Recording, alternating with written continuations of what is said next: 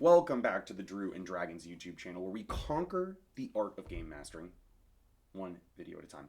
I'm your host, Drew, and welcome to the first installment of the player's perspective videos that I'll be doing. I think that as game masters, those of you that follow the channel, I don't know how many games you're able to play on a weekly or monthly basis, but I will say that since starting to play more, as somebody that played, was a game master almost first, I played one game and then I was hooked and I became obsessed with Theros and created that world, and then I started posting those, personal, and then it went straight into a pay to play. And I was so obsessed at that point. I had, upwards of 3 tables going at one time, and then I had 2 that were going on at the same time for a very long time. And then I dialed one had to get canceled, unfortunately, due to people's lives change and things happen, and so that table disbanded and gave me an opportunity to I got invited to a game, and I really have been able to enjoy the hobby as a player as of recently, which is a lot of fun. So I think that there's something to be said about those that don't get an opportunity to play coming back with me, taking a look at my session. What did we like? What did we not like? What did we learn? What did we see? What are things that we would have done differently, or are there notes that I took? Some of these videos will probably only be a couple minutes long. So without further ado, let's get into last night's session, which was session 8 of my Phandelver and below. We had just conquered Cragmaw Castle the session before, finishing off King Groll and leveling up to level 4. We then traveled back to Phandelver with Gundren Rockseeker. And Ekar, we went to the Hill Giant Inn or something, I think, whatever the local inn was. We were missing a player, and Ekar, he had been downed, and I kind of just had him being a little bit tired as I listened to the others. I'm battling a sickness right now, and so I had Ekar just kind of pass out RP wise as the other 3 went and they investigated Gundren Rockseeker's brother's camp. The next day we all came back together, and they learned about a couple different things. We learned about Venom Fang, the dragon apparently that is up near Thundertree.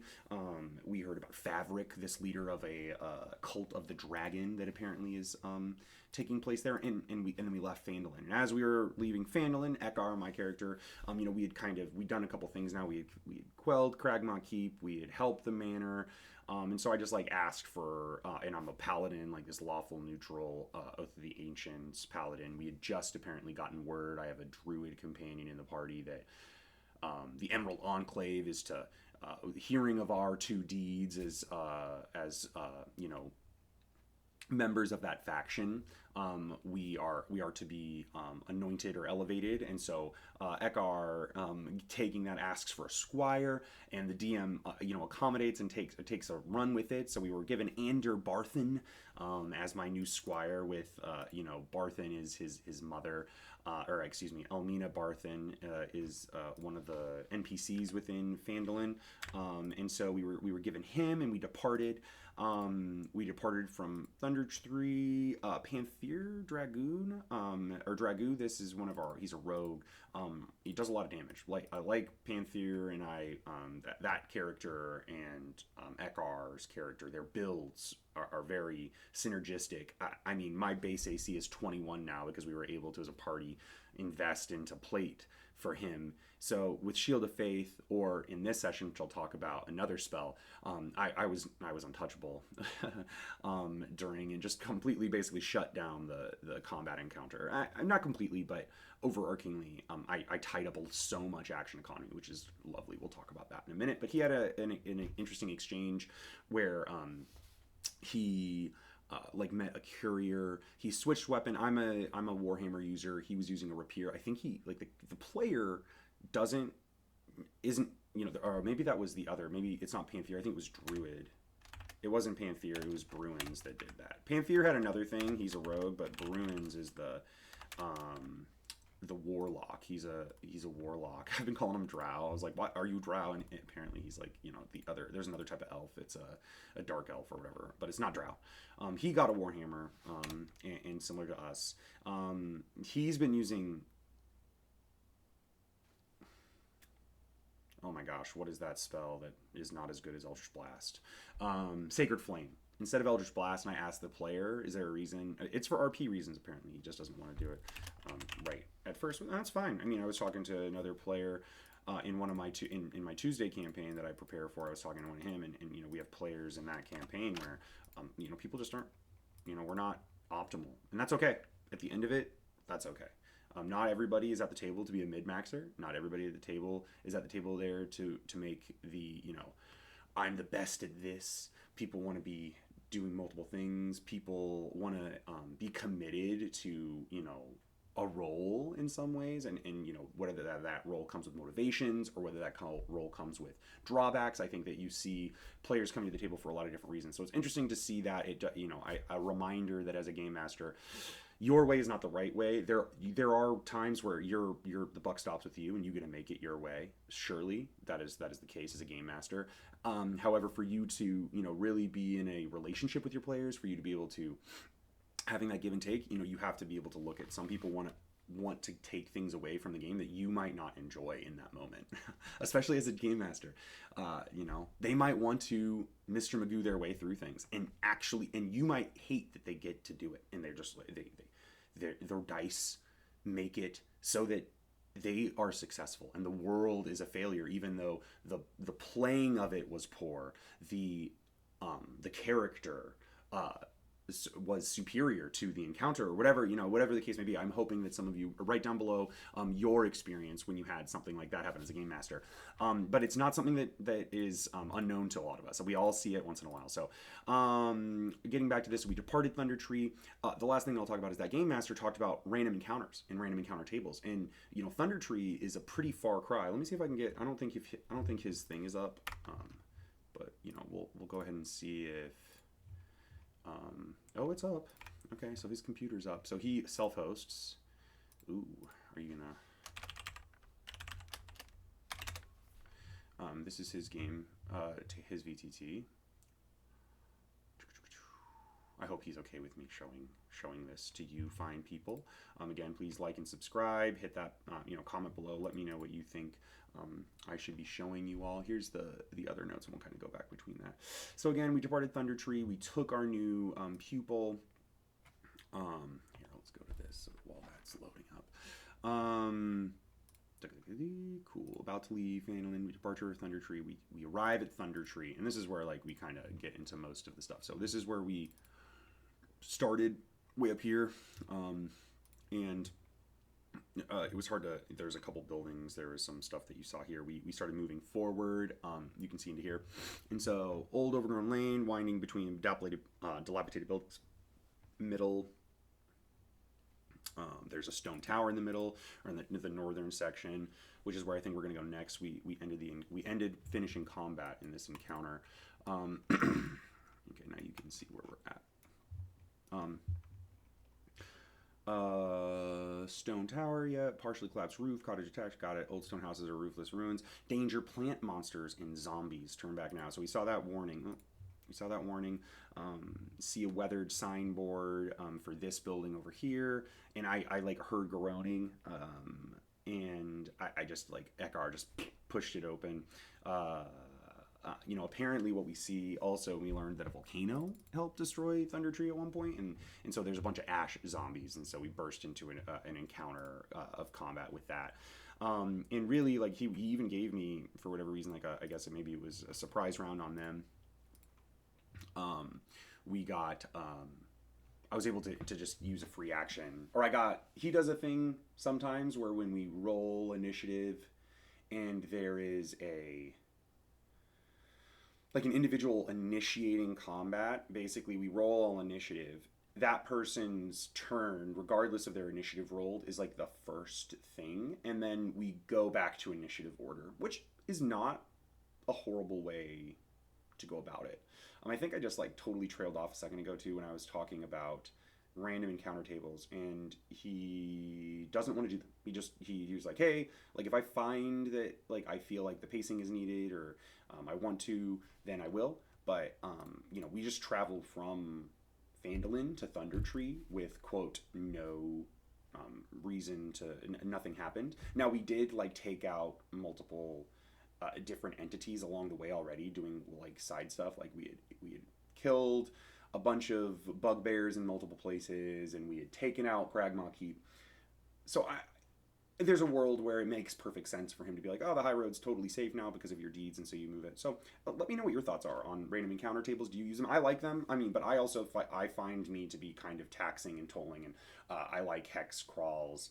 In this, this is a much more point crawl adventure. It's like we come here and we do that and like hand wave the travel, hand wave the stuff, and then we show up. And time moves and all that. But it does feel really what's the word I want to use? I guess I would say it's unpunishing almost. Like every session it feels like I have my whole kit. Which for Ekar is nice. So and we'll go over this encounter. So we got into combat. I came in, you see I'll come down over here. Show you from this perspective. So I started the initiative counter right here, and then there's a bunch of zombies in this room. So Ekar kind of pushes himself through. And my first action that he let me do is I cast protection from good and evil. And again, so Ekar has a shield. He's a paladin. He has an AC of 21, and I'm going against nothing but zombies. We don't have his rolls in here. Oh, but he clears all the encounters. Yeah, because he shares this server with another table. I didn't use any lay on hands, which is nice. I didn't use divine sense. I didn't use my channel divinity. I used both of my psychic, my breath weapons, and so I was able to. At one point, you saw me here, and there was a zombie, and there wasn't a zombie here. It was actually here, and one of them almost tried. One of the other characters almost got him to push him in right before my turn, but I breath weapon and was able to do like 20 damage, 5, 5, 5, 5. With that, but really I was just a big meat shield in there. 21 AC at level 4. At level 4, I took Resilient Constitution feat, which put, as you can see, I'm at 16, 16, 16. So I have 16 strength, 16 con, and 16 charisma. This is a point by character, so I was 16 strength, 16 charisma at level 1, I believe. Or like level 1 with all my other stuff. And I was 15 constitution, setting myself up for level 4 resilient con, which is super helpful, especially since you think about a lot of my spells are going to be concentration based spells. So getting that proficiency bonus to the constitution saving throw is huge for me. I mean, if you have questions on the build, as you can see, so I'm a Witherbloom is my background, so I took shield as that, and I also have Spare the Dying as a cantrip. So I mean, the whole premise of him is when I came in, there was a party already in the works. They have a Spores Druid, they have the Panther Dragoon, which is again a rogue, and then they have Bruins, which is kind of like a melee warlock. I'm interested to see what that character kind of hopefully develops into. It feels a little underwhelming, to be honest, at sometimes, because again, I mean, a warlock. I have a Sorlock in the other campaign that you guys will be watching, and I mean, Eldritch Splash is what Last Harvest is all about. So again, when people come forward to the table, it's always different. And so that's really the session. I mean, yeah, we ended it at the end of combat. We were able to come into the room. We were able to clear that room. As I'll end with you all looking at it again. We're at a pause game, able to clear this room, search this building. Nothing really there, and we're gonna. The plan was, I believe, to go here next session. So the last big thoughts for Ekar that I wrote, and this is where, again, if you have questions on my note taking, I have these like last thoughts at the very, or Becker's big thoughts, and then I'll kind of write the narrative as I'm in session. I'll take like, all these bullet points that I make, and I'll kind of refine it into one sentence or two with key links. And so finish some loose ends in town, including learning about the cult of the dragon and Venom Fang. Their bookmark, this little thing over here, is a pain in the ass for Notion. I'm not, honestly, like, not a big fan of it. You can't see it because of my video. Ekar's big sock. So we finish some loose ends in town, include learn about the cult, recruitment of a squire in Anderbarathon, which is awesome. Departure for Thundertree to meet with Rydoth and the Emerald Enclave. Arrive at Thundertree 2 days later. Approach city. Enter a large building attacked by Essex Ash zombies. Ended session at end of combat. And so that gives me a pretty good understanding going into next session. Then I'll take from my archives over here, I'll take a session template. And the reason why, again, we start out with these drop downs, it makes them accessible for me on the short end. But then when I'm able to archive them like this, what that does do things is, like, for instance, I can go to Eldath here, and I can see backlinks. And this is where, like, when we start getting into later down the line and we're talking about, oh, where did things happen? How did things happen? And inevitably, the reason why this matters to me is, again, like, so we can go here. Maybe I'm doing this poorly right now. I can go to like Gundren. And I mean, he has 5 backlinks, right? So he was in session 6, session 4, session 3, so Wave Cave, or Wave Echo Cave. So these backlinks like let me know where they're anchored into the world and stuff like that. And for me, most importantly, I do inevitably want to run this. I'd love to run this for the girls, my two daughters, when they become a little bit older, and hopefully like even my wife or something. But I'd love to do a Phandalin Shattered Obelisk through Vecna or an equivalent. I mean, I've heard a lot of mixed reviews. Let me know what you think about that idea. I'm playing Out of the Abyss. That's Last Harvest. That's the next session. That should be, I think, not this week, but next week you'll get a player's perspective on Last Harvest. Maybe this week you'll get like a up until now. Again, with Phandelver and below, let me know if you want me to kind of go over my previous notes. Let me know anything that you're interested in learning about as I continue to kind of churn out content. I would encourage you, if you're somebody like me that's been struggling with that doesn't know what to do, find your voice. Just be yourself. Give it to the world. It's gonna be accepted or not. All you can do is be yourself. So I hope that this has helped you in some way. I hope that as a game master, you've been able to come to this, learn some things. And if you're not able to learn anything from the video, pose some questions to me because I'm going to be active in that. I'm going to answer those. So please hit that like button, hit that subscribe button, comment below, and I'll see you in the next one. Take care.